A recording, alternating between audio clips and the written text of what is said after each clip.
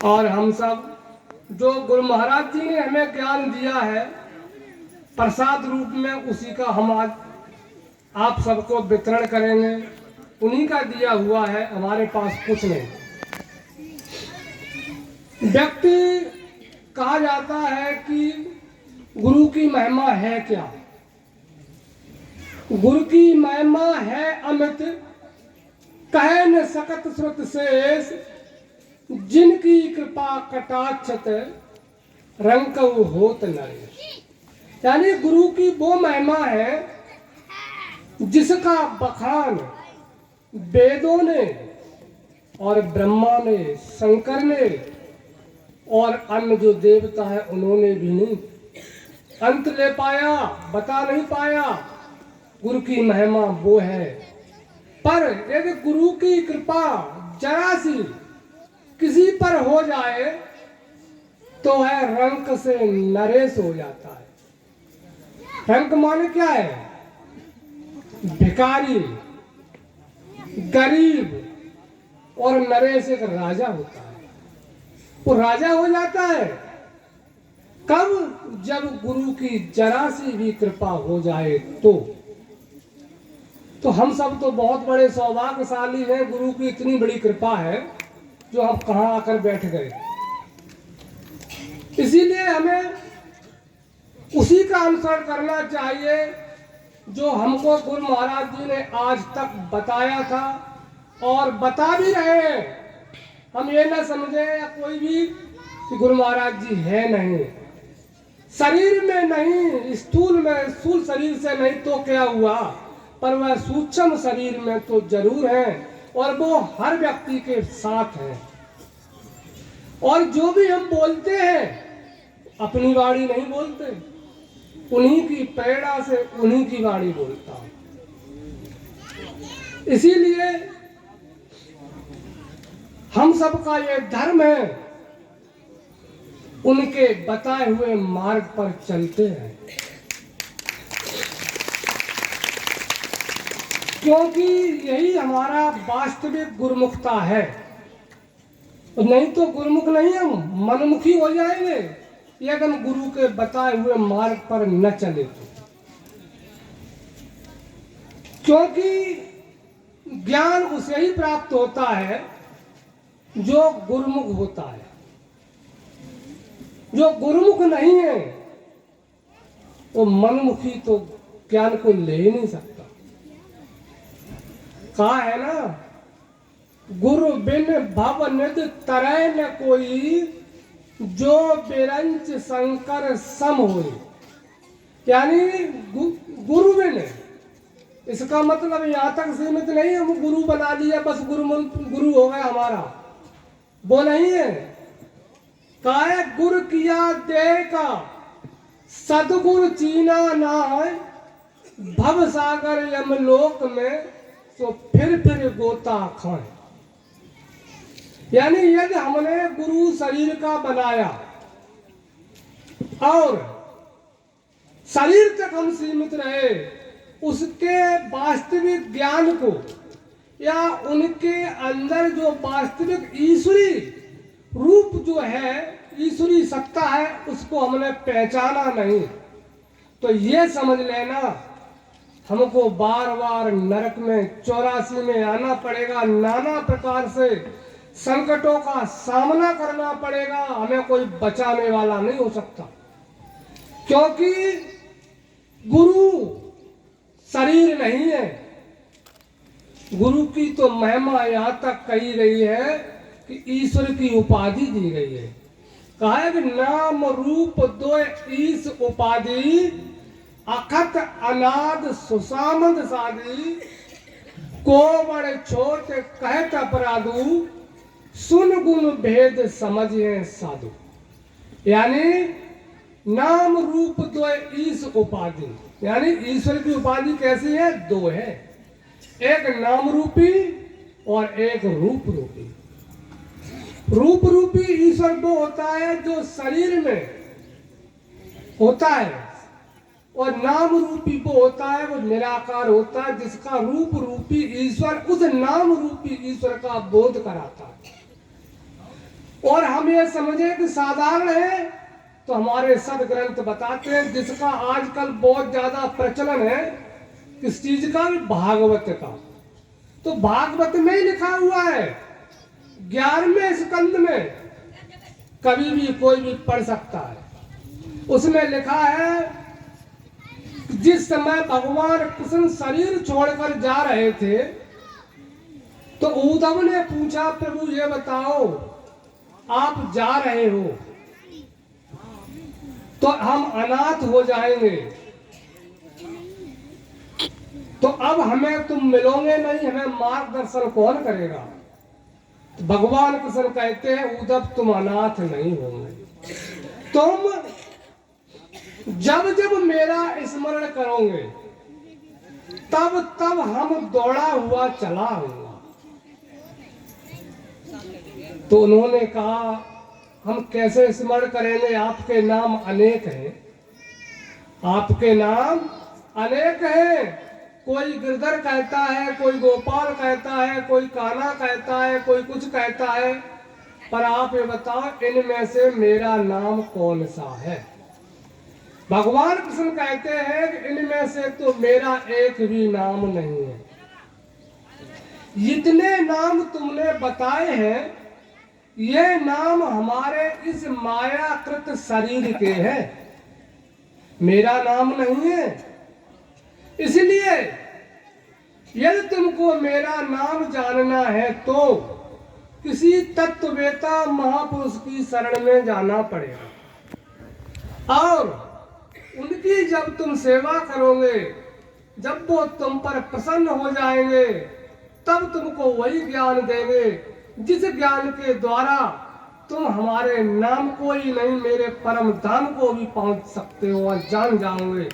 इसलिए तुमको उसी शरण में, संत की शरण में जाना पड़ेगा। और जब उद्धव ने ये बात सुनी तो उद्धव ने कहा कि प्रभु ये बताओ, हम इस बात को कैसे समझेंगे ये तत्ववेता है, ये तत्ववेता संत है, क्योंकि तत्ववेता तो अपने आप को सभी बताते हैं।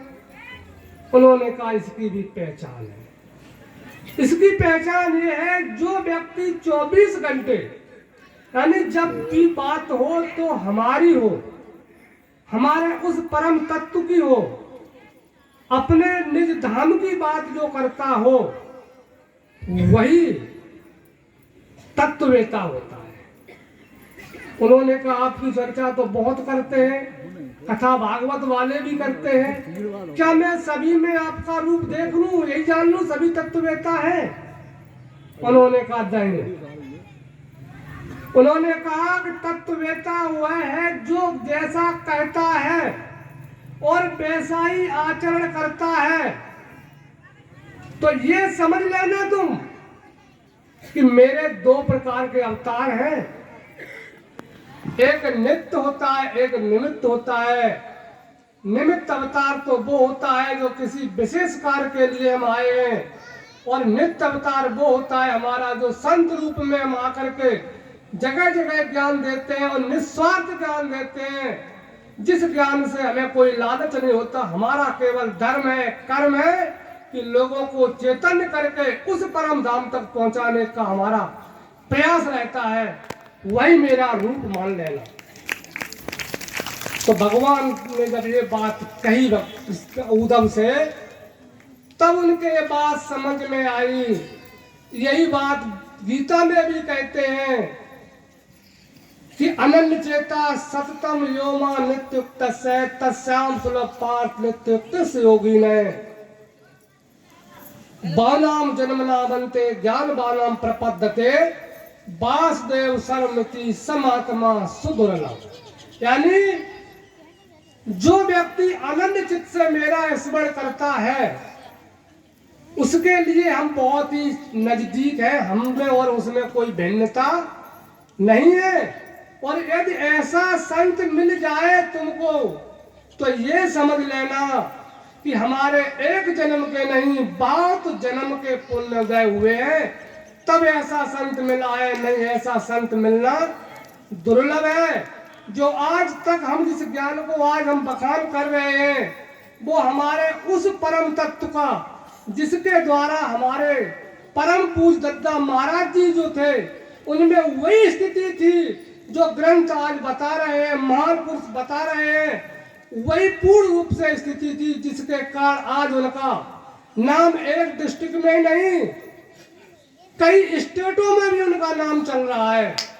क्यों? इसी कारण चल रहा है कि वो जो कहते थे वही करते थे। इसलिए हम बड़े ही सौभाग्यशाली हैं जो कि आज हम उनके गुणगान गा रहे हैं। उनकी जन्मभूमि पर हम बैठे हुए हैं, जो आज उन्हीं की कृपा से, आज उनके ही जो उन्होंने चरित्र किया है, जो उन्होंने ज्ञान दिया है, वही एक ज्ञान प्रसाद रूप में हम आप सबके सामने वितरण कर रहे हैं। इसलिए उन्होंने जो बताया है कि हमारा ये धर्म है कि ये मानव शरीर क्यों मिला है, किसके लिए मिला है, और मेरा असली धर्म और कर्म क्या है। संसार में रहना है तो जीने के लिए भोजन व्यवस्था तो करनी है, पर उसके साथ साथ मेरा कर्म क्या है असली, ईश्वर ने मुझे क्यों भेजा है, उसको जरूर करना है। उस यानी उस परम तत्व को, उस परमात्मा को जानने का असली मेरा धर्म है, इसको करना जरूरी है।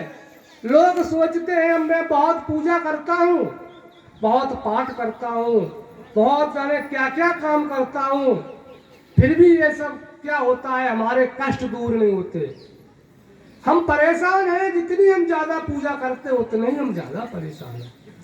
पर वास्तविकता तो ये है कि जो हम पूजा करते हैं वो पूजा हमारे संस्कारों का हवन नहीं कर पाते हैं। संस्कारों का हवन करने के लिए मुझे अपने उस नाम का स्मरण करना चाहिए जिसको गुरु महाराज जी ने बताया है कि जब हम ईश्वर जब एक है तो उसका रास्ता भी एक होगा। हम जिनको अनेक नामों में जानते हैं, कोई शंकर कहता है, कोई कृष्ण में ढूंढता है, कोई विष्णु में ढूंढता है, पर इस बात को भी तो हम जान लें कि इन्होंने क्या जाना है, इन्होंने किसकी पूजा की है, इन्होंने किसका नाम का जाप किया है। जब उन्होंने किया है तो इससे पता चलता है कोई उनसे और भी भिन्न है। जो कहा जाता है कि शिव बिरंच विष्णु भगवाना उपजय जास अंश ते नाना, यानी ब्रह्मा विष्णु महेश भी जिसके अंशों से एक नहीं अनेक उपजते हैं, अनेक जन्म लेते हैं, क्योंकि इनके भी दिन हैं, इनकी भी अवधि होती है कुछ समय के लिए, फिर दोबारा पुनः आते हैं। मगर वह जो परम तत्व है, ईश्वरी सत्ता है, उसकी कोई अवधि नहीं है। उसी को जानना हमारा असली धर्म है, क्योंकि जब हमें संस्कार नष्ट करना आ जाएंगे तो समझ लेना कि हमारे दुखों का खत्म हो जाएंगे। संस्कार नष्ट तब होते हैं जब हम 28 शरीर का अतिक्रमण करना सीख लेते हैं और प्राणों में अपान का मेल जिस समय हम करते हैं, जिसके द्वारा हमारे संस्कारों का हवन होता है। जब संस्कारों का हवन होगा तो हमारे दुख अपने आप दूर हो जाएंगे। जैसे रामायण में कहा है कि सन्मुख होए जीव मोए जब ही जन्म कोटि अग नासय तब ही, यानी एक बार जीव हमारे सन्मुख आ जाए तो करोड़ों जन्मों के पाप नष्ट हो जाते हैं। और हम सब क्या करते हैं, डेली मंदिरों में जाते हैं, पूरा जीवन निकाल देते हैं, फिर भी हमारे पाप नष्ट नहीं होते। इसका क्या कारण है? क्योंकि हम उस ईश्वर के सामने नहीं गए, अपनी सत्ता को हमने पहचाना नहीं। तो हमें किसी के, हमें कोई दास हो और उस दास के ही हम दास बन जाए तो बताओ क्या मिलेगा मुझे? दास कितना हमें सुख देगा, और जब हम स्वामी के समीप चले जाएंगे तो कितना सुख मिलेगा। एक व्यक्ति किसी चपरासी से कुछ भिक्षा मांगने जाए तो वो क्या देगा? 10, 20, 50, 100। और वही व्यक्ति किसी राजा के सामने चला जाए और राजा जब भिक्षा मांगता है, जो व्यक्ति हुआ है, कहे महाराज मुझे कुछ दे दो, तो राजा से राजा ये कहे कि बताओ तुम्हें क्या चाहिए, तो तुम यदि अपनी स्वेच्छा से कहोगे कि ये चाहिए तो उतना मिलेगा। यदि तुम ये कह दोगे राजा से प्रभु महाराज जो तुम्हें समझ में आए वो दे दो, तो हो सकता है राजा अपनी सामर्थ्य के अनुकूल देता है। इसी प्रकार से हम जब तक देवी देवताओं के चक्कर में रहेंगे या हम अन्य पूजा पाठों के चक्कर में रहेंगे, तब तक मुझे शांति नहीं मिल सकती। मुझे परिपक्व जो होना चाहिए, जो परिपूर्णता चाहिए, वो नहीं मिलेगी। जब हम उस परमात्मा के एक बार भी सन्मुख हो जाएंगे, तो ये बात समझ लेना, उसी समय हम अपने सभी कष्टों का, सभी इच्छाओं का हम संपूर्ण संतुष्ट होकर के और उसकी पूर्ति कर लेंगे। यही असली धर्म है हमारा, कि हम ईश्वर के सन्मुख पहुंचे। क्योंकि समय का ध्यान रखते हुए मैं अपनी वाणी का ही विराम देता हूं। बोलो श्री सद्गुरुदेव भगवान की।